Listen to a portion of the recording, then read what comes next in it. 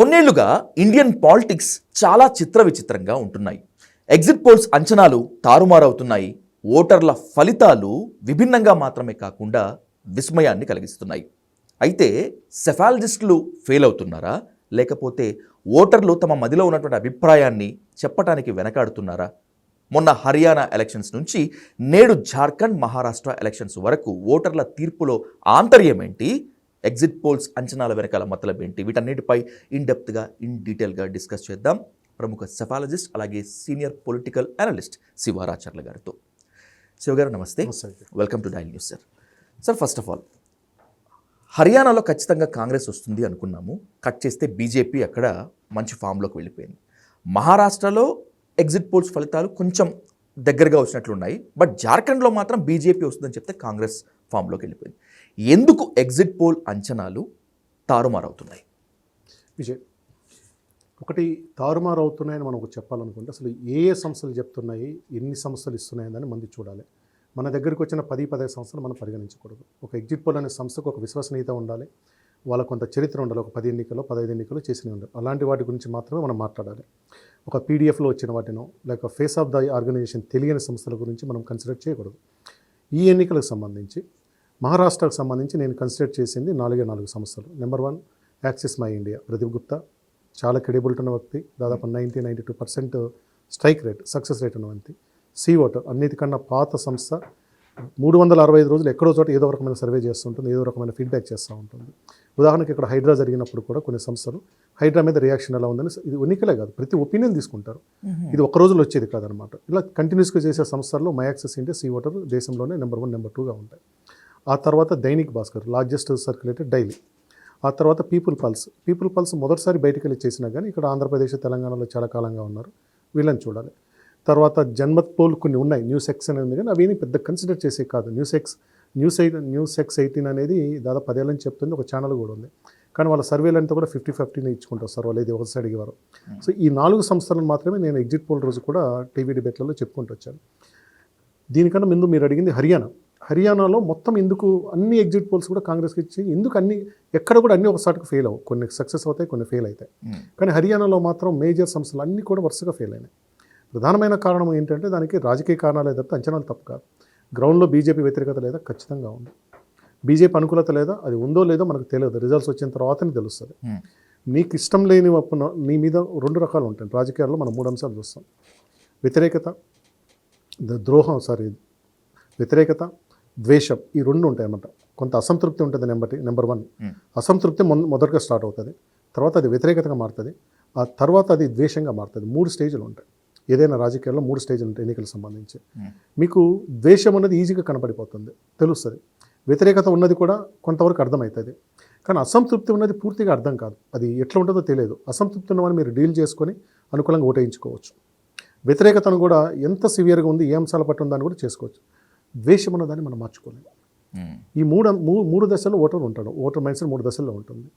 హర్యానాలో ఖచ్చితంగా వ్యతిరేకత తీవ్రంగా ఉంది, ద్వేషం అనేది తీవ్రంగా ఉంది.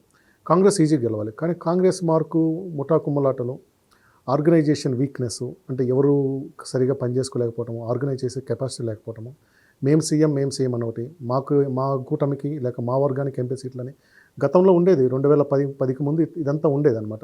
2009లో యూపీఏ 2 వచ్చిన తర్వాత రాహుల్ గాంధీ లీడర్షిప్ వచ్చింది, వాళ్ళు కొంత సెట్ చేసుకున్నారు. ఈ వర్గాలను గొడవలను లేకుండా మీరు పార్టీకి ఒబీడియంట్గా ఉంటే ఉండాలి, లేకుంటే బయటకు వెళ్ళిపోయిన చెప్పారు. ఆ దశలో చాలామంది వెళ్ళిపోయినారు. చాలామంది మాకు సీఎం పదవి రాలేదనో, మంత్రి పదవి రాలేదు, చాలామంది వెళ్ళిపోయినారు.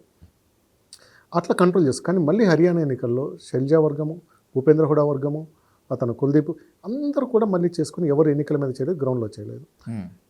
కానీ బీజేపీ మనం ఇక్కడ బలహీనంగా ఉన్నామని అందరికన్నా ముందు గుర్తించింది బీజేపీ, కాంగ్రెస్ కాదు. వాళ్ళు గుర్తించుకొని వాళ్ళ ఆర్గనైజేషన్ స్ట్రెంత్ చూపించారు, ఆర్గనైజ్ చేసుకుంటూ వచ్చారు. తమ ఓటు ఎక్కడెక్కడైతే ఉందో వాటిని ఒకదానికొకటి జత చేసుకుంటూ దాన్ని ఓటుగా మార్చుకొని తీసుకొచ్చుకున్నారు. సహజంగా కొన్ని సెక్షన్లు ఓటింగ్ దూరంగా ఉంటాయి, మాట్లాడతారు, కానీ అట్లాంటి వాళ్ళు ఓటింగ్ తెచ్చుకోగలిగినారు. దాని ప్రభావమే మీకు స్పష్టంగా హర్యానాలో గెలుస్తుంది. ఇది హర్యానాలో గెలుపు అనేది కాంగ్రెస్ ఆర్గనైజేషనల్ ఫెయిల్యూర్. వాళ్ళ చేతకానితనంగానే చూడాలి. అక్కడ అందరూ ఫెయిల్ అయినా కానీ నేను ఇలా బ్లేమ్ చేయను, ఎందుకంటే అది నిజంగా గ్రౌండ్లో వ్యతిరేకత ఉంది. అది కానీ దాన్ని ఓటుగా మలుచుకునే దాంట్లో కాంగ్రెస్ ఫెయిల్ అయింది, అక్కడ పోయింది. కానీ ఇక్కడ మహారాష్ట్రకు వచ్చేటప్పటికి మై యాక్సెస్ ఇండియా 175 నుంచి 200 సీట్లు వస్తాయని ఇచ్చింది. అది సర్ప్రైజింగ్, ఎందుకంటే మహారాష్ట్ర హర్యానా జనరల్ ఎన్నికల తర్వాత 2020 జనరల్ ఎన్నికల తర్వాత Pradeep Gupta my axis India to తోటి సపరేట్ అయిపోయారు. ఆ రోజు కౌంటింగ్ రోజు కొంత ఎమోషన్ ఆయన ఏడవటము, రాజ్దీప్ సర్దేశాయ్ మాట్లాడటం, దాంతో బయటకు వచ్చాడు.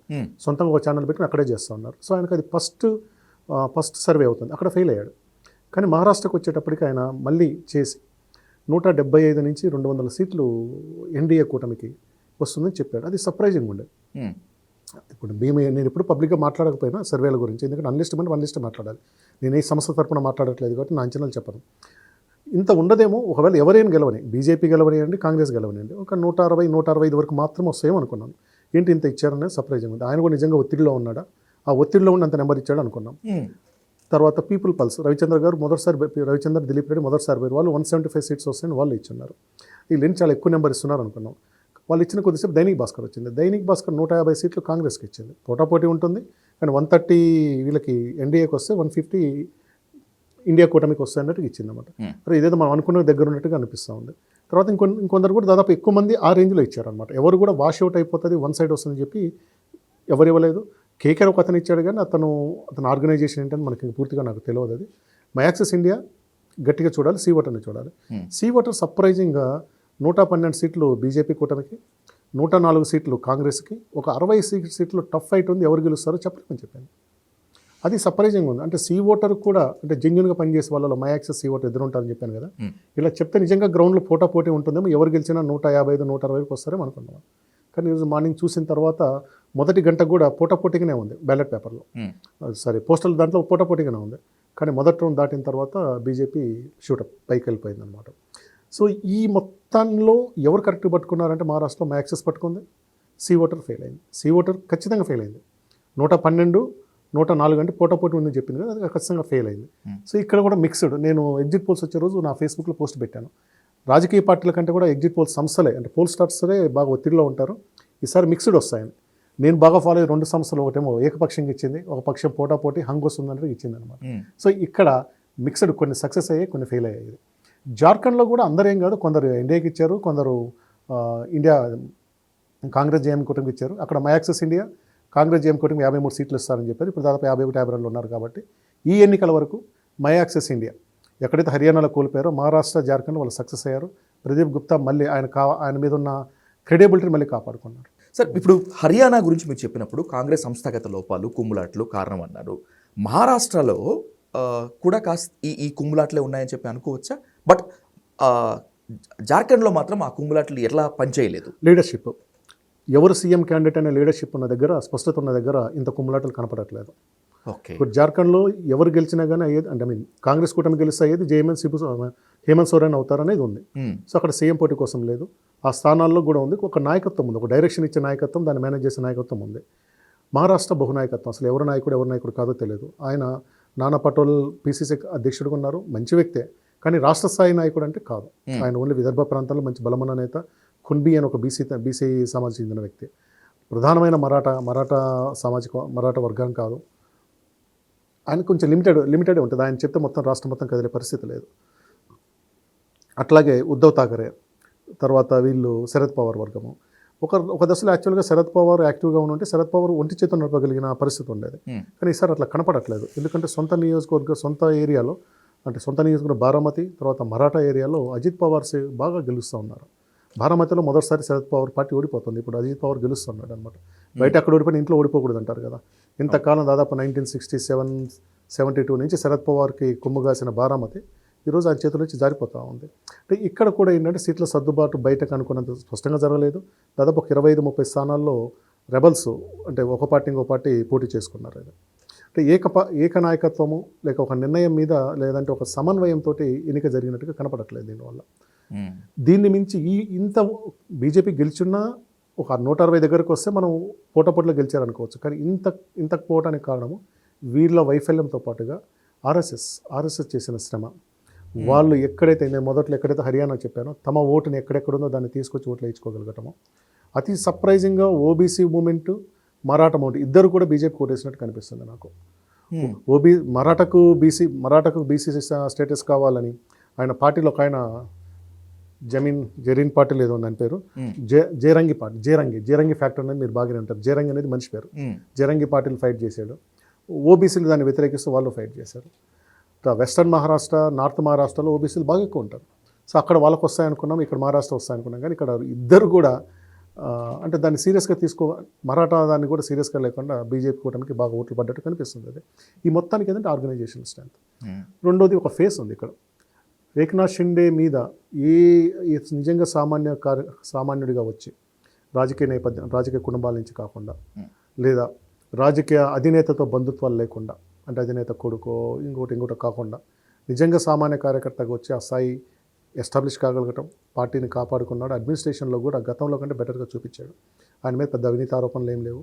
అన్నిటికన్నా మెచ్చి సామాన్యుడు అందరికీ అందుబాటులో ఉంటాడని మంచి పేరు తెచ్చుకున్నాడు ఆయన. సో ఆయన ఎక్కడ మాట్లాడినా కానీ చాలా ఒబీడియన్స్, నిజంగా అయితే సామాన్యుడు సీఎం అయ్యాడు, మరాఠా ప్రైడ్, ఆయన మరాఠా ప్రైడ్ అనేది చూపిస్తూ ఉంది. ఆయన పట్ల సానుకూలత ఉంది. ఇంకెనక బీజేపీ సంబంధించిన దేవేంద్ర ఫడ్నవీస్ కానీ, లేక అక్కడ వాళ్ళు ఉన్న ఇన్ఛార్జీలు కానీ వాళ్ళందరూ బాగా పనిచేసినారు. వాళ్ళు వీటన్నిటిని చూసి కూడా బీజేపీ స్ట్రాటజీ ఎక్కడైతే ఈ కూటమికి డెంట్ వేయగలదో వాళ్ళందరితో ఇండిపెండెన్స్గా అయిపోయటం, చిన్న పార్టీలో టికెట్లు ఇప్పించడము, తర్వాత ఈ పార్టీలో బలమన్న వాళ్ళని తీసుకోగలగటం. ఇప్పుడు అజిత్ పవార్ అనేది చాలా వీకెస్ట్ ఆ కూటమిలో. కానీ అజిత్ పవార్ క్యాండిడేట్లు చాలా బలమైన క్యాండిడేట్లు ఉన్నారు. దాదాపు 25 చోట్ల పార్టీ కన్నా మించి వాళ్ళ బలం ఉందని చెప్తా ఉన్నారు అనమాట. సో అది అంతా వాళ్ళకు బాగా కలిసి వచ్చింది. సార్, భారతదేశ రాజకీయ చరిత్ర కనుక చూసుకుంటే, యాజ్ యూ టోల్డ్ దట్ మనం డిస్కస్ చేసినట్లు, కుమ్ములాట్లకు కాంగ్రెస్ కేర్ ఆఫ్ అడ్రస్గా ఉంటుంది. బీజేపీలో కుమ్ములాటలు చాలా తక్కువ, కానీ మహారాష్ట్రలో ఈ ఎన్డీఏ కూటమిలో కాస్త కుమ్ములాటలు ఉన్నట్టుగానే కనిపిస్తున్నాయి. విజయకేతనం ఎగరవేసినప్పటికీ కూడా ఎక్కువ సీట్లు వచ్చినంత మాత్రాన సీఎం అవ్వాలని రూలేం లేదు, మీటింగ్ తర్వాత డిసైడ్ చేస్తామని చెప్పి ప్రజెంట్ సీఎం ఏక్నాథ్ షిండే చెప్పారు. మరి ఒకవేళ కనుక నిజంగా అదే జరిగితే మళ్ళీ ఏక్నాథ్ షిండేని సీఎం చేసే ఛాన్స్ ఉంటుందా? ఇప్పటికే సీఎం రేస్లో ఉండి సీఎంగా పనిచేసిన దేవేంద్ర ఫడ్నవీస్ డిప్యూటీ సీఎంగా చేయడానికి ఒప్పుకుంటారా? ఎట్లా ఉండబోతున్నాయి స్పెక్యులేషన్స్ అక్కడ? సహజంగా సీఎంగా ఉన్నారు, ఆయన నాయకత్వంలో పార్టీ గెలిచింది కూడా అతనే సీఎం అవడం అనేది చాలా సహజంగా చెప్తాం. అదే ఏక్నాథ్ షిండే అని ఒక మంచి ఫేస్ ఉండటం వల్ల వాళ్ళకు ఖచ్చితంగా వచ్చింది. ఏక్నాథ్ షిండే కూడా దాదాపు 55 నుంచి 58, 60 వరకు గెలుస్తూ ఉన్నారు, లీడింగ్లో ఉన్నారు. అదే మరి బీజేపీ అధినాయకత్వం అమిత్ షా, మోడీ ఏం ఆలోచిస్తారు? తమ పార్టీకి కావాల్సిన ఫడ్నవీస్ని పెడతారా, లేక ఈ రాష్ట్రంలో మేము నిలబడటానికి ఉపయోగపడ్డ ఏక్నాథ్ షిండే అంటే ఇప్పుడు మీకు ఏమవుతుందంటే Shiv Sena vote bank, Uddhav Thackeray vote bank, ఆయనకు 13-14 సీట్లు వచ్చాయి. అవన్నీ కూడా క్రమంగా ఏక్నాథ్ షిండే వైపు వెళ్ళిపోతాయి. అంటే ఇక్కడ హిందుత్వ భావజాలం ఉన్నది కానీ, లేక మరాఠీ భావజాలం ఉన్న వాళ్ళందరూ కూడా బీజేపీ ఓట్ బ్యాంక్గా మారుతారు కదా. ఇతనే కొంతకాలం ఉంచితే మా ఓట్ బ్యాంక్ స్ట్రెంథెన్ అవుతుంది, మాకు రాబోయే 2029 ఎన్నికలు ఉపయోగపడుతుంది అన్న ఆలోచన ఉంటే మళ్ళీ షిండేనే కొనసాగించడానికి అవకాశం ఉంటుంది. అయితే ఫడ్నవీస్ని త్యాగం చేశారు ఇలా అన్నప్పుడు, ఫడ్నవీస్ 22 ఏళ్లలో కార్పొరేటర్ అయ్యాడు, 26 ఏళ్ళకి మేయర్ అయ్యాడు, తర్వాత 39 ఏళ్ళకు సీఎం అయ్యాడు. కానీ ఆయన కూడా రాష్ట్ర స్థాయిలో రాజకీయాన్ని ఎప్పుడు నడిపింది లేదు. ఆయన ఆర్ఎస్ఎస్ కేంద్రంగా ఆర్ఎస్ఎస్ ఆఫీస్ నుండి వచ్చింది. ఆ రోజు చాలామంది సీనియర్లను కాదు నేను చేశారు, సీఎం చేశారు. మరి సీఎం చేసిన డిప్యూటీ సీఎం కావచ్చు అంటే ఆల్రెడీ అక్కడ చేస్తున్నారు. ఈయన ఇప్పుడు ఏక్నాథ్ షిండే సీఎం అయితే ఈయన డిప్యూటీ సీఎం అయ్యారు. ఇదే మహారాష్ట్రలో చాలామంది సీఎంగా చేసిన వాళ్ళ తర్వాత డిప్యూటీ సీఎం, తర్వాత మినిస్టర్ కూడా చేశారు. ఉదాహరణకి అశోక్ చవాన్ కాంగ్రెస్తో సీఎం అయ్యారు, ఆ తర్వాత మినిస్టర్గా చేశారు, ఇప్పుడు బీజేపీలో ఉన్నారు. ఆయన కన్నా ముందు ఆయన నిశంకర్ రావు కూడా 85 టైంలో ఉన్నారు, ఆయన కూడా సీఎం చేసి తర్వాత మినిస్టర్ అయ్యారు. వీళ్ళందరికన్నా మించి ఎస్బీ చవాన్, శంకర్రావు చవాన్ సెంట్రల్లో మనకు హోమ్ మినిస్టర్, ఫైనాన్స్ మినిస్టర్ డిఫిషన్ చేశారు. 75-77 టైంలో ఆయన సీఎంగా ఉన్నారు మహారాష్ట్రకి. 78లో అప్పుడు కాంగ్రెస్, ఇందిరా కాంగ్రెస్, తర్వాత కాంగ్రెస్ జాతీయ కాంగ్రెస్ అంటే బ్రహ్మానంద రెడ్డి అధ్యక్షుడు ఉన్న జాతీయ కాంగ్రెస్, ఇందిరాగాంధీ ఏర్పాటు చేసిన కాంగ్రెస్, ఐఎన్సీఐ, ఈ రెండింటి మధ్యలో వచ్చినప్పుడు ఎవరికి మెజార్టీ రానప్పుడు శరద్ పవార్ దాన్ని కాంగ్రెస్ డెమోక్రటిక్ ఫోరం అని చెప్పి ఒక ఆర్గనైజేషన్ పెట్టి ఆయన సీఎం అయ్యారు, వీళ్ళందరినీ ఏకం చేసుకొని. దాంట్లో అంతవరకు సీఎం ఉన్న ఎస్బీ చవాన్ వచ్చి ఇక్కడ మినిస్టర్ అయిపోయాడు. సో ఇదేమీ ఆశ్చర్యం కాదు. బీజేపీలో ఇలాంటి సంస్కృతి లేదంటే మనకు కర్ణాటకలో ఉంటుంది. బీజేపీలో కుమ్ములాట్లుండే పెద్ద రాష్ట్రం కర్ణాటక. అవును సార్. ఎంతమంది అసలు నలుగురు సీఎంలో మార్చింది. జగదీష్ షెట్టర్ గారు స్పీకర్గా చేశారు, సీఎంగా చేశారు, తర్వాత మళ్ళీ యడ్యూరప్ప దాంట్లో మినిస్టర్కి వచ్చారు, ఆయన దగ్గర ఉంది. సో చాలా చోట్ల మనకు ఇట్లా సీఎంగా చేసిన తర్వాత మినిస్టర్ కావటం అనేది చాలా చోట్ల ఉంది. మనకు పన్నీర్సెల్వం తమిళనాడులో, పన్నీర్సెల్వం కూడా అట్లాగే చేశారు. కేరళలో మహమ్మద్ కోయన్ ఒక ఆయన ఉంటారు, ఆయన కూడా సీఎంగా చేసిన తర్వాత మళ్ళీ మినిస్టర్. ఇది ముఖ్యంగా ఉమ్మడి ఆంధ్రప్రదేశ్, ఆంధ్ర రాష్ట్రం, బెజవాడ గోపాల్ రెడ్డి గారు కర్నూలు రాష్ట్రం ఉన్న ఆంధ్ర రాష్ట్రానికి సెకండ్ సీఎంగా ఉన్నారు ప్రకాశం మంత్రుల తర్వాత. Okay sir. ఆంధ్రప్రదేశ్ ఏర్పడింది 1950 ఏర్పడినప్పుడు సంజీవ్ రెడ్డి సీఎం అయితే గోపాల్ రెడ్డి వచ్చి డిప్యూటీ సీఎం అవుతారు. Okay okay. సో ఇది చరిత్ర ఉంది, ఇట్లేం జరగలేదని చెప్పడానికి ఏమి లేదు. అదేమి పెద్ద అవమానంగా ఫీల్ కావాల్సిన అవసరం లేదు, అదేమి ఇగో తీసుకోవాల్సిన అవసరం లేదు. ఈ సందర్భాన్ని బట్టి, పరిస్థితిని బట్టి మారుతుంది. సో కాబట్టి అదేమి పెద్ద త్యాగంగా నేను చూడను. ఇప్పుడు అదే నిజంగా త్యాగం చేయాలంటే అసలు దేవేంద్ర ఫడ్నవీస్ డిప్యూటీ సీఎం అనేది తీసుకోకుండా ఇంకొకరిని పెట్టుంటే ఆ రోజే సరిపోయింది. ఓకే. నేను త్యాగం చేశాను, అసలు నేను చాలామంది త్యాగం చేయడం వల్ల నీకు వచ్చింది, జూనియర్కి వచ్చింది, 39 జూనియర్కి వచ్చింది. అదొకటే క్రైటీరియా అతను సీఎం కాలేడు. కానీ కేంద్ర నాయకత్వము ఏదైతే బీజేపీ అభ్యర్థి బీజేపీ నాయకుడే సీఎంగా ఉండాలనుకున్నప్పుడు ఒకటి ఎక్విషన్ ఉంటుంది. లేదు మనం సక్సెస్ అంటే 2024 లోక్సభ ఎన్నికల్లో దెబ్బతిన్నాం. మొత్తం 48 కానీ మనం 17 గెలిచాము. 30 సీట్లు కాంగ్రెస్ కూటమి గెలిచింది, ఒక సీట్ అది కూడా కాంగ్రెస్ 31 గెలిచింది. కాబట్టి ఈ నాయకత్వాన్ని మనం ఈ విన్నింగ్ ఈక్వేషన్ని మనం కంటిన్యూ చేద్దాం అనుకుంటే ఏకనాథ్ షిండేనే అవుతారు. రైట్. మహారాష్ట్ర ఎలక్షన్ రిజల్ట్స్ పైన మాట్లాడుతున్నప్పుడు సోషల్ మీడియాలో 2 టాపిక్స్ బాగా ట్రెండ్ అవుతున్నాయి శివ గారు. ఎక్కడైతే AP deputy CM Pawan Kalyan వెళ్ళి మహారాష్ట్రలో బీజేపీ అభ్యర్థుల కోసం క్యాంపెయినింగ్ చేశారో అక్కడ బీజేపీ అభ్యర్థులు గెలుస్తున్నారు, ముందంజలో ఉన్నారు అనేటువంటిది ఒక క్యాంపెయిన్. ఎక్కడైతే తెలంగాణ సీఎం రేవంత్ రెడ్డి క్యాంపెయినింగ్ చేశారో అక్కడ అందరూ లాస్ అయిపోతున్నారు కాంగ్రెస్ అభ్యర్థులు అనేటువంటి ఒక క్యాంపెయిన్. పవన్ కళ్యాణ్ ప్రచారం చేస్తే మహారాష్ట్రలో ఇంపాక్ట్ ఉంటుందా, రేవంత్ రెడ్డి ప్రచారం చేస్తే నెగిటివ్ ఇంపాక్ట్ ఉంటుందా? Can it be possible? First Revanth రెడ్డితో మొదలు పెడదాం. రాష్ట్రం మొత్తం కాంగ్రెస్ గెలిచి రేవంత్ రెడ్డి చేసిన దగ్గర ఓడిపోయింటే రేవంత్ రెడ్డి వల్ల ఓడిపోయారని చెప్పుకోవచ్చు. రేవంత్ రెడ్డి మీద ఏమైనా మహారాష్ట్ర ప్రజలకు వ్యతిరేకత ఉందా? ఏమైనా ఉంటే అసలు రేవంత్ రెడ్డి ఎవరో ఆ జిల్లాలో ఎవరికైనా తెలుస్తుందా? ఇప్పుడు బీడు మన నాందేడ్ అంటే నిజామాబాద్ అనుకున్న నాందేడ్ ప్రాంతము లేదా ఆదిలాబాద్ అనుకున్న చందాపూర్ ఆ ఏరియాలో తెలిసి ఉంటుంది కానీ, లేదా కొంచెం షోలాపూర్ షిర్డీకి మనకు హైదరాబాద్ మధ్యలో ప్రాంతాలు తెలుస్తుంది కానీ ఆయన పైన ఎక్కడైనా ఆయన తెలుస్తాడు రేవంత్ రెడ్డి అని ఆయన గురించి వ్యక్తిగతంగా ఎవరికైనా అభిప్రాయం ఉంటుంది? సో రేవంత్ రెడ్డి వచ్చి విజయసారథికి సపోర్ట్ చేసి ఓడగొట్టాలి మీకు వ్యతిరేకంగా ఏమైనా వస్తారా? కాబట్టి అది కేవలం రాజకీయ విమర్శ. రెండో పాటు పవన్ కళ్యాణ్, నేను ముందు చెప్పినట్టుగా బీజేపీ తన ఓటు బ్యాంక్ని తనకు ఓటు వేయగలుగుతారు లేదా తమ మీద వ్యతిరేకత లేని వాళ్ళందరినీ, కొంత స్తబ్దంగా ఉన్న రాజకీయ యాక్టివ్ లేని వీళ్ళందరినీ కూడా ప్రతి ఓటు జమ చేసుకునే క్రమంలో తమ మొత్తం శక్తియుక్తి మొత్తం ఉపయోగించుకుంది. దానిలో భాగంగానే పవన్ కళ్యాణ్ని తీసుకెళ్లి తెలుగు ప్రభావం ఉన్న చోట చేపించారు. అది గెలుస్తున్న ఊపున్నది. ఖచ్చితంగా పవన్ కళ్యాణ్ వల్ల కొన్ని ఓట్లు అదనంగా వస్తాయి, వాళ్ళకి రాకుండా ఏం పోవు. ఇక్కడ కూడా ఇదే పాయింట్ చెప్పాలి. ఒకవేళ పవన్ కళ్యాణ్ ఈ ప్రాంతంలోనే గెలిచి ఏదో చోట ఓడిపోతే కేవలం పవన్ కళ్యాణ్ అనుకోవచ్చు. ఇది ఖచ్చితంగా ఇదంతా కూడా ఏంటంటే యాడ్ అవుతుంది. పవన్ కళ్యాణ్ ప్రచారం ఖచ్చితంగా వాళ్ళకి యాడ్ అవుతుంది.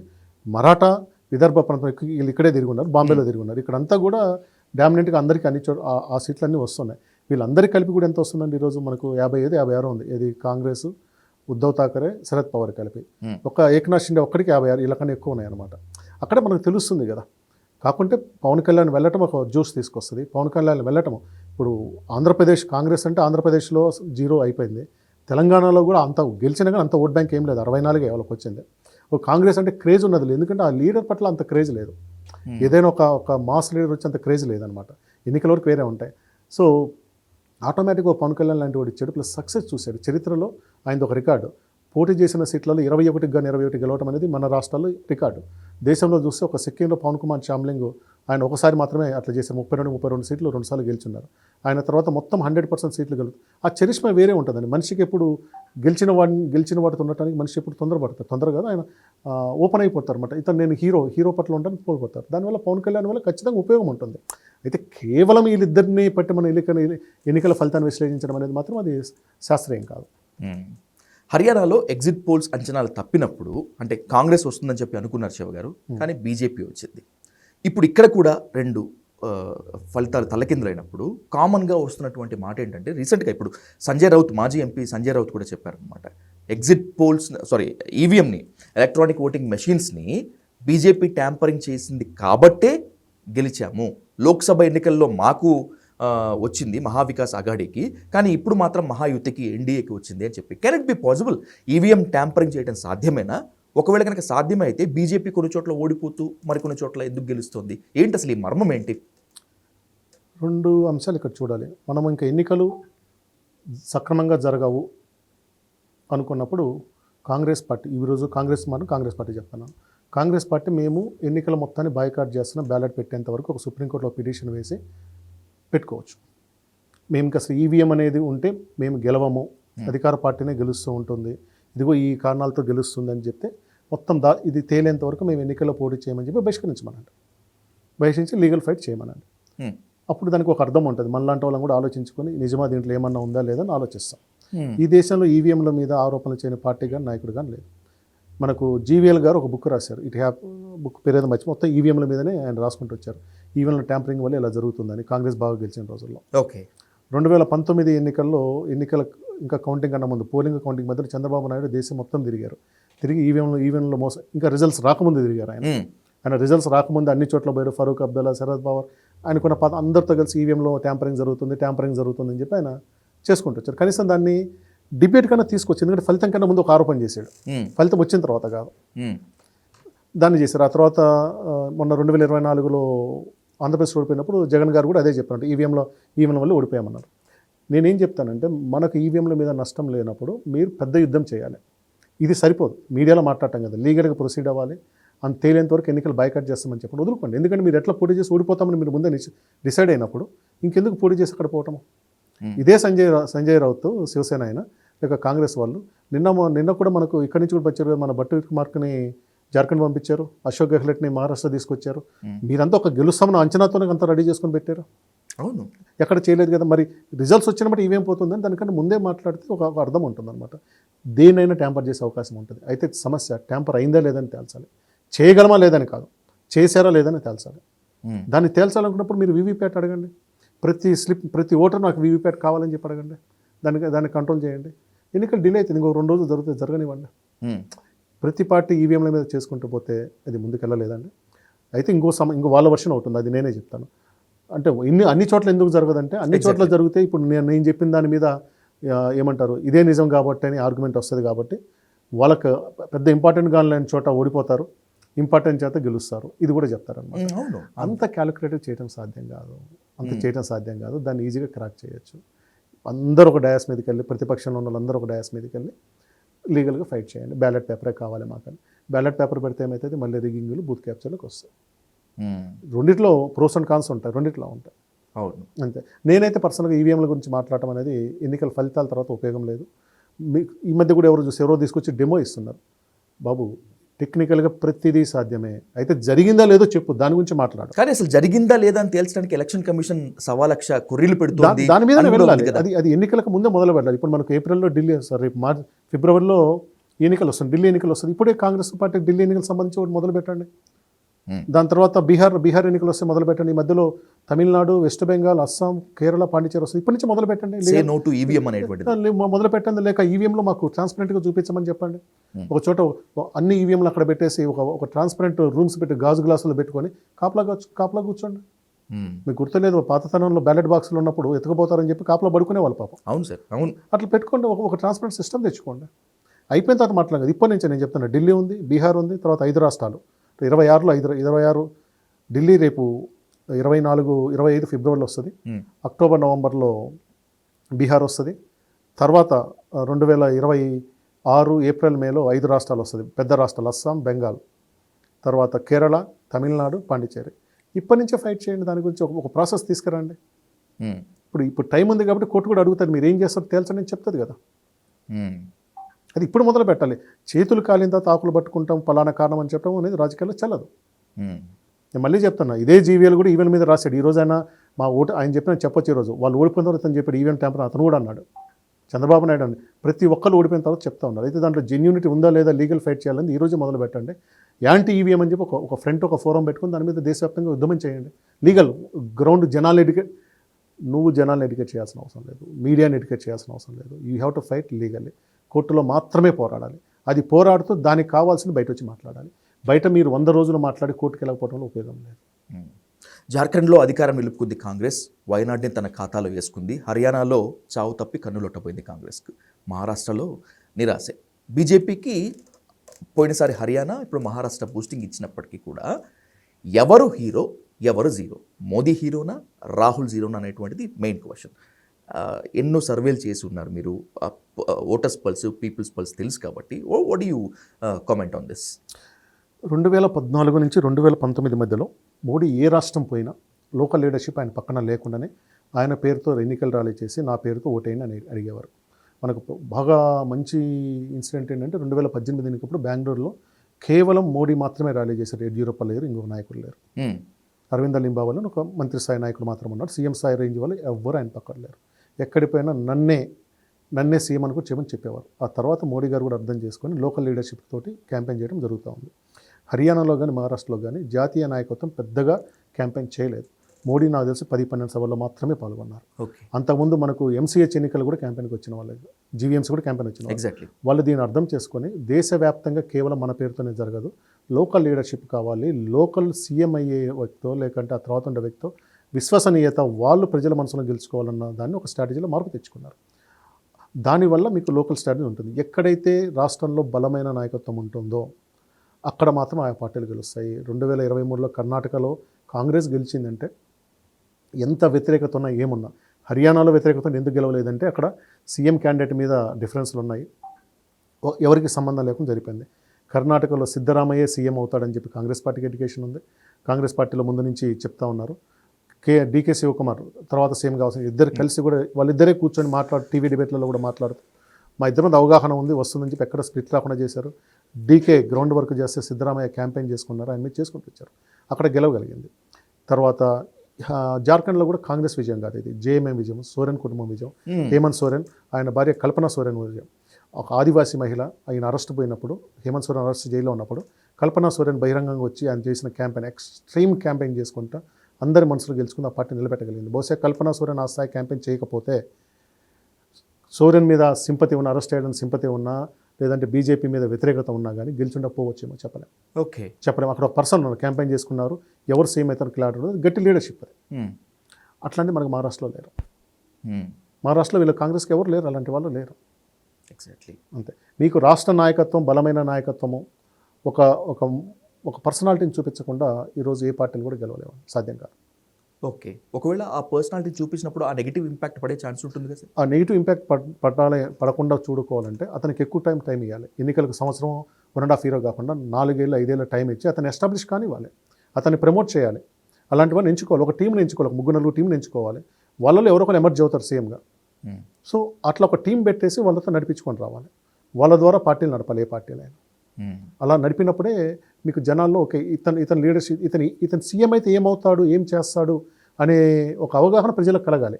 ఇది చేతల ద్వారా జరగాలి, మాటల ద్వారా కాదు, టీవీ డిబేట్ల ద్వారా కాదు. ఒక వరదలు వచ్చినప్పుడు ఒక మనిషి పోయి ఎలా వచ్చి ఎలా రియాక్ట్ అయ్యి ఎంత సన్నాహితం చేసి ఏం చేస్తున్నారో తెలియాలి.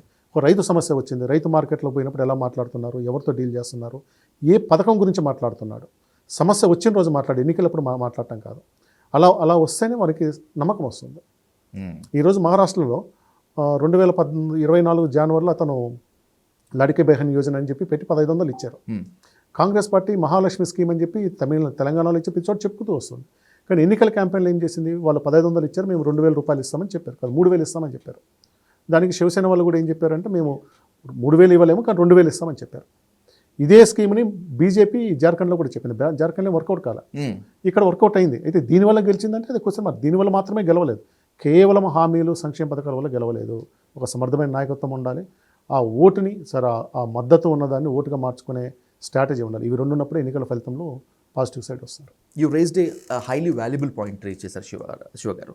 ఇప్పుడు రాబోయే రోజుల్లో కాంగ్రెస్ కనుక అధికారంలోకి వస్తే కేంద్రంలో ప్రధానమంత్రి రాహుల్ గాంధీ అవుతాడు అనేటువంటిది వాళ్ళు చెప్పుకుంటున్నారు. And by the same way అది క్లియర్ అయిపోయింది. When it comes to states, తెలంగాణలో కాంగ్రెస్ గెలిచిన రేవంత్ రెడ్డి సీఎం అవుతాడన్నటువంటి గ్యారంటీ లేదు. ఒకవేళ ఆంధ్రప్రదేశ్లో కూడా ఉంటే అక్కడ పీసీ చీఫ్ కానీ ఎవరన్నా కూడా. అంటే ఇన్ని ఆరోపణలు, ఇన్ని విమర్శలు ఎదుర్కొన్నప్పటికీ కూడా కాంగ్రెస్ మళ్ళీ పాత సంప్రదాయాన్ని కొనసాగిస్తూ ఉంటుంది. ఇంత క్లమ్జీగా ఉన్నటువంటి సందర్భాల్లో రాహుల్ గాంధీ పీఎం అయ్యేటువంటి ఛాన్స్ ఉంటుందా అసలు? పాయింట్ 1 ఏంటంటే రాహుల్ గాంధీ నేను పీఎం అవుతానని ఎక్కడ చెప్పలేదు, ఆయన చెప్పలేదు కూడా. కానీ తన పక్కన ఉండేవాళ్ళు మొత్తం అంతా కూడా భవిష్య నేత కాంగ్రెస్ వస్తే పీఎం క్యాండిడేట్ రాహుల్ గాంధీ అని చెప్పుకుంటాడు కదా. మల్లికార్జున ఖార్గే గారు చెప్పరు, టాప్ లెవెల్లో ఉన్న వాళ్ళు చెప్పరు, ప్రియాంక గాంధీ గారు చెప్పరు, అశోక్ గెహ్లోట్ చెప్పలేదు, ఎవరు చెప్పలేదు. ఆ తర్వాత ఉన్న వాళ్ళు ఎంతమంది చెప్పినా ఉపయోగం లేదు. అయితే గెలిస్తే రాహుల్ గాంధీ సహజంగా అవ్వాలి. కానీ రాహుల్ గాంధీ గతంలో పదవి తీసుకోకుండా నాకు వద్దని అప్పుడు ప్రధానమంత్రి పదవి తీసుకోలేదు, తర్వాత అధ్యక్ష పదవి కూడా తీసుకోలేదు కదా. కాబట్టి రాహుల్ గాంధీ పక్కా సీఎం అవుతాడని చెప్పి ఎవరు అనుకోలేదు. పీపుల్కి ఒక లీడర్ కావాలి, ఒక మాస్ ఇమేజ్ ఉన్న లీడర్ కావాలి, గెలిస్తే పలానా అవుతాడని కావాలి. అయితే ఇప్పుడు మనం మాట్లాడుతున్న టైంలో వయనాడ్ నుంచి ప్రియాంక గాంధీ గెలవటం వల్ల రాహుల్ గాంధీ కాకుండా ప్రియాంక గాంధీ అవుతుంది అని తీసుకొస్తే వాళ్ళకి ఏమైనా కొంత మెరుగుదల ఉండొచ్చు. లేడీ సెంటిమెంట్ వర్కౌట్ అవ్వడం కూడా ప్లస్ ఈమె యాక్టివ్ లేడీస్ అనేది ఉంటుంది. రెండోది రాహుల్ గాంధీ కన్నా మీకు చొరవ ఎక్కువ, జనాలతో కలవడంలో చొరవ ఎక్కువ. అండ్ అటు ఇందిరాతో పోల్చుకుంటారా మరి? అయితే ఇందిరాగాంధీని కూడా చూడాలండి. ఇందిరాగాంధీని చూసిన జనరేషన్ ఇప్పుడు ఎంత వయసులో ఉన్నారని చూడాలి. We can count them on fingers. అంతే దాదాపు 83 84లో 83 84 చెప్తే ఇప్పుడు దాదాపు 40 ఏళ్ళు అవుతుంది కదా. అవును. సో ఆమెను అంటే అప్పుడు 18 ఏళ్ళకి ఓటేసి అంటే దాదాపు 60 ఏళ్ళ వాళ్ళు మాత్రం ఇందిరాగాంధీని గురించి విని ఉంటారు. ఈ జనరేషన్లో ఇందిరాగాంధీని చూడు, ఈ మధ్య సోషల్ మీడియాలో పెడతారు, ఐరన్ లేడీ అని పెడతారు, కానీ ఇందిరాగాంధీకి ఎందుకు అంత చరిష్మా వచ్చింది, అంతమంది ఉద్దండలుగా ఎలా వచ్చింది అనేది తక్కువ మంది తెలుస్తుంది. అండ్ దట్టు ఒక కాంగ్రెస్ మాత్రమే ఆమె గురించి పాజిటివ్గా చెప్తుంది, మిగతా పార్టీస్ మొత్తం అంతా కూడా ఆమె ఎమర్జెన్సీ పీరియడ్ని గుర్తు చేసి నెగిటివ్గానే ఉంటుంది కదా. సార్ లెట్స్ కంక్లూడ్ శివ గారు, ఎందుకంటే మీకు ఒక పాయింట్ చెప్పాలి. ఇందిరాగాంధీ గారు చనిపోయిన రోజు ఆమె తెలంగాణ నుంచి ఎంపీ, మెదక్ ఎంపీ. ఆమె చనిపోయిన రోజుకి ఆమె మెదక్ ఎంపీగా ఉన్నారు. అవును, ఆమె అక్కడ ఉత్తరప్రదేశ్లో గెలిచారు, ఇక్కడ గెలిచారు, కానీ దానికి రిజైన్ చేసి మెదక్ని కంటిన్యూ చేసుకున్నారు. ఎగ్జాక్ట్లీ. కానీ ఆ ప్రభావం మీకు మనకి తర్వాత ఎక్కడ కనపడలేదే. అదే 83 ఆమె చనిపోయిన తర్వాత 83లో మొత్తం వాష్అవుట్ అయిపోయింది కదా. మెదక్ ఎమ్మెల్యే కూడా కన్నం రామచంద్రరావు గారు గెలిచారు కదా. అవును సార్. కేవలం పేరు చనిపోదు, ఆమె తీసుకెళ్ళగలగాలి. ఆమె చేసిన పనులు అంటే ఎవరైనా ఒక లీడర్ చేసిన పనులు తెలియాలి, ఎందుకు ఆ స్థాయికి వచ్చిందని చెప్పుకోగలిగే వాళ్ళు ఉంటేనే అది కంటిన్యూట్ అవుతుంది, లెజిటిమిటీ. లేకుంటే చాలామంది పెద్ద వాళ్ళందరూ ఈరోజు వాళ్ళ పేర్లు కూడా ఈ జనరేషన్ తెలియదు, ఎందుకంటే వాళ్ళ గురించి మాట్లాడే వాళ్ళు లేరు. అవును సార్. చెన్నారెడ్డి గురించి మీకు ఎంతమందికి ఇప్పుడు హైదరాబాద్ చుట్టుపక్కల తెలుస్తుంది? తక్కువ మందికి తెలుసు. చెన్నారెడ్డి యోధుడు, గ్రేట్ మ్యాన్, ఎంతమంది తెలుస్తుంది? అవును, ఇంకా ఎంసీహెచ్ఆర్డి ఫుల్ ఫామే తెలియదు సార్, ఇంకా ఇంకెందుకు మాట్లాడుకోవడం. కాబట్టి ఒక నాయకుడు చేసిన పని అనేది చర్చలో ఉండి కంటిన్యూటీ ఉంటే మాత్రమే అది మాసెస్ తెలుస్తుంది. ఏదో ఒకరిద్దరు పుస్తకాలు చదువుకోవచ్చు, లేదా కొంతమంది మాట తెలుసుకోవచ్చు, కానీ కామన్ మ్యాన్కి తెలియాలంటే దాని గురించి కంటిన్యూగా ఉండాలి అంతే. Let's conclude with valuable question Shiva గారు. ఇప్పుడు రాజకీయ పార్టీలు ఒక ఎత్తు, రాజకీయ నాయకులు ఒక ఎత్తు, వ్యూహాలు ఉంటాయి, వాళ్ళకి ప్రతి వ్యూహాలు ఉంటాయి. ఓటర్ల పల్స్ ఏంటనేటువంటిది ఎవరికి అర్థం కావట్లేదు శివ గారు. వాళ్ళు ఇస్తున్నారు కాబట్టి మేము తీసుకుంటున్నామని చెప్తారు, డబ్బుల గురించి మాట్లాడుతున్నప్పుడు వాళ్ళు తీసుకుంటున్నారు కాబట్టి మేము ఇస్తున్నామని చెప్పి వీళ్ళు అంటారు, కానీ ఫలితం మాత్రము చాలా తేడాగా వస్తుంది, అసలు ఆశ్చర్యానికి గురి చేస్తుంది. అతి దుర్మార్గం ఏంటంటే రాజకీయ పార్టీలు ఓటర్లను దొంగలు ఉంటాయి. ఓటర్లు దొంగలు కాదు ఎప్పటికీ. వాళ్ళు తీసుకున్న కూడా మేము ఇస్తున్నామన్నారు, అది కూడా తప్పు. ఒక రాజకీయ పార్టీకి ఒక ఎన్నికకు 1000 కోట్లు ఖర్చు అయితే ఓటర్లకు ఇచ్చే దాంట్లో 200-300 కోట్లు మాత్రమే. ఓకే, ఎవరైనా దీని మీద డిబేట్ పెట్టి మాట్లాడితే చాలా డీటెయిల్గా మాట్లాడవచ్చు. చాలా కంపెనీలు ఎలక్షన్స్ ఎక్స్పెండిచర్ మీద స్టడీ చేసే కంపెనీలు చాలా ఉన్నాయి. చాలా ఉన్నాయి. కేవలం ఎక్స్పెండిచర్, ఏ పార్టీ ఎంత పెట్టింది, ఎంత ఇచ్చారని చెప్తారు. దాని అబ్జర్వేషన్ మర్చిపోయింది. ప్రతి ఎన్నికల తర్వాత వాళ్ళు రిపోర్ట్ వేస్తూ ఉంటారు, ఏ పార్టీ ఎంత ఖర్చు పెట్టింది, ఎక్కడ పెట్టింది అనేది. ఓటర్లు దొంగలు, ఓటర్లకు పంచాం అందుకు వచ్చింది, ఇది కరెక్ట్ కానే కాదు. ఇది ఓటర్లకు మీరు పెట్టే ఖర్చులో 30-40% మాత్రమే, మిగిలిన 50-60% మీ పార్టీలు, మీకు సంబంధించిన మీ చందాలు కింద ఏదైనా అనుకోండి అది ఉంటుంది. నేను డబ్బులు ఇవ్వమని ఓట్లు ఇయ్యలే, నువ్వు అడిగితే ఇస్తా అంటే నేను కూడా అడుగుతాను, మనకు కూడా ఇవ్వను. ఓటింగ్ లేనప్పుడు అడుగుతాం ఇవ్వండి. మీరు అంత దయార్థ హృదయాలు అయితే ఓటింగ్ లేనప్పుడు కూడా ఒక యాక్సిడెంట్ అయిపోతే నువ్వు ఫ్రీగా చేయొచ్చు, కట్టించు. ఇంకోళ్ళకి ఏమన్నా అడిగితే ఇస్తామంటే మేము అడిగినప్పుడు నీ అవసరం కోసం నువ్వు అలవాటు చేసావు దీన్ని. ఓటరు 1967 వరకు ఓటుకి డబ్బులు పంచే కలిసి భారతదేశంలో ఎక్కడా లేదు. ఆ తర్వాత కొంచెం మొదలైంది. ఒకప్పుడు 10 రూపాయల నోటు పంచిన వాళ్ళు ఉన్నారు, 20 రూపాయల నోటు పంచిన వాళ్ళు ఈరోజు 2000 కాదు కదా 4000, 5000 కూడా పోతున్నారు కొన్ని చోట్ల. ఎవరు ఇస్తున్నారు ఇది? ఎవడు పెట్టాడు ఈ రేట్ ఏమని? ఎందుకు ఇంత ఖర్చు పెడతారు? పోనీ మీరు ఖర్చు పెట్టిన ప్రతిసారి మీరే గెలుస్తున్నారా? లేదు.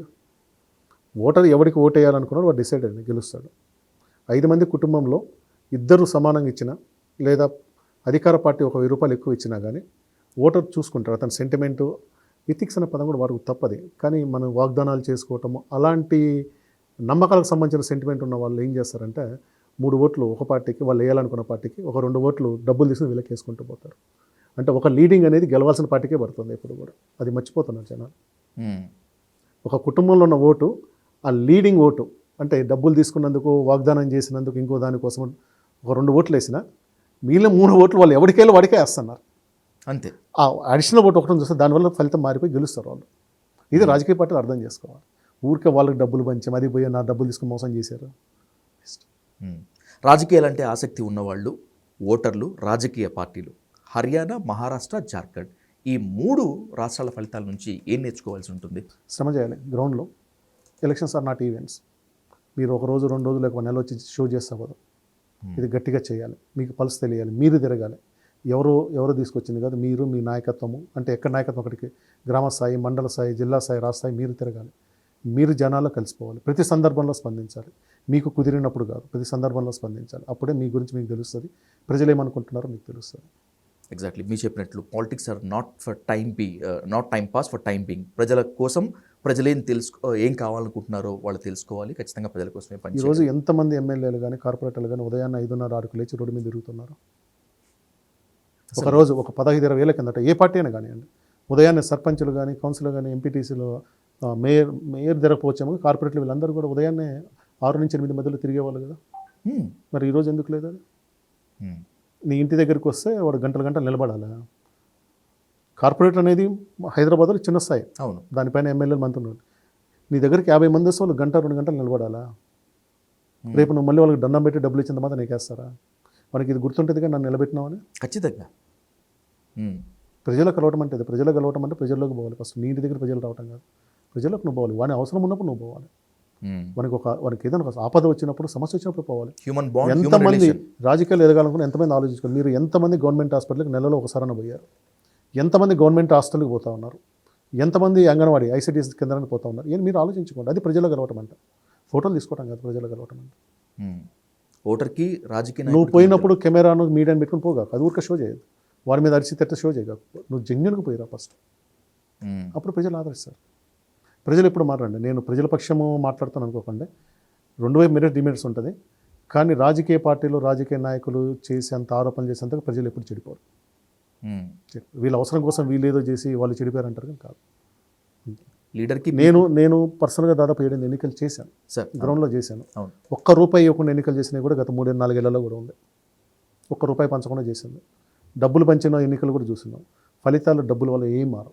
డబ్బులు పంచిన వాళ్ళు గెలిచారు, మెజార్టీలు బాగా వచ్చినాయి. డబ్బులు పంచిన వాళ్ళు కూడా ఓడిపోయారు. కానీ డబ్బే రాజ్యం వెళ్తుందని చెప్పి అంటారు. అది పొరపాటు. ఇంకా డబ్బే రాజ్యం వెళ్దనుకున్న వాళ్ళు మీరు వ్యాపారం చేసుకునే డబ్బులకు రాజకీయాలు రావద్దు.